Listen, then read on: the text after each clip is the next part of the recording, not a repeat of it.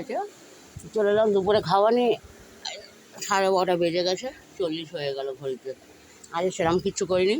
আজ খুব সুন্দর জিনিস করেছি, যদি এটা এই সময় খাওয়া যায় না, একটু বৃষ্টি বৃষ্টি হলে ঠান্ডা ঠান্ডা ওয়েদারে ভালো লাগবে। এটা খুঁত খুঁত বলতে চাল যেটা ভেঙে যায় সেটাকে গ্রামের লোকরা, যদি এটা আমার কিনে খেতে হয়, এখানে বিক্রি হয় এই খুঁতটা।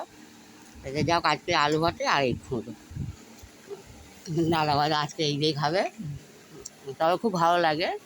এটা যদিও সকালবেলাটার নাস্তাতেই ভালো লাগে। সকালবেলা কি খারাপ লাগে, নুন ঠিক আছে,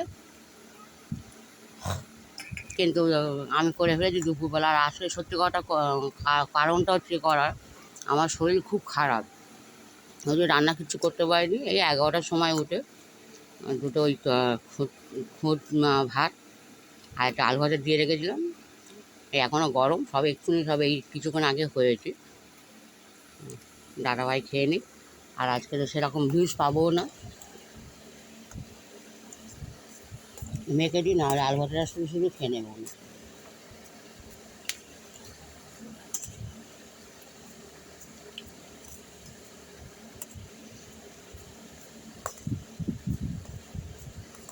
এর সাথে একটু কাঁচা তেল দিলে ভালো লাগে।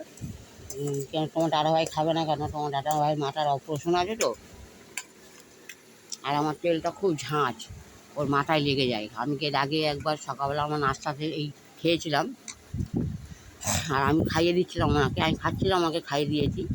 আর তাতে একটুখানি তেল নিয়েছিলাম, সরষের তেল। ও ওনার মুখে দিতে দেখি ঝাটকা মেরে উঠলো, যেহেতু মাথার পুরোটা তো কাটা মাথা, সবাই জানো, মাথায় লেগে গেছে। জায়গা আর বেশি বড় করবো না, দেখতেই পাচ্ছ, আর তো কোনো পদ নেই। আর আজকের ভিডিও তো অনেকেই হয়তো দেখবে না, এই খুদ চচ্চড়ি। আর যারা পছন্দ করে, খুদটাকে মিস করে, তাদের ভালো লাগতে পারে। অনেকেই আছে খুদ ভাতটা সকালে টিফিনে খুবই ভালো লাগে খেতে, গরম গরম আলু ভাতে একটু শুকনো লঙ্কা মাখা। হ্যাঁ, তবে কাঁচা পেঁয়াজ দিলে ভালো লাগে, যেহেতু আমি কাঁচা পেঁয়াজ খাই না, ওই জন্য আমি শুধু শুকনো লঙ্কাটা মেখেছি। যাক, দাদাভাই খাক।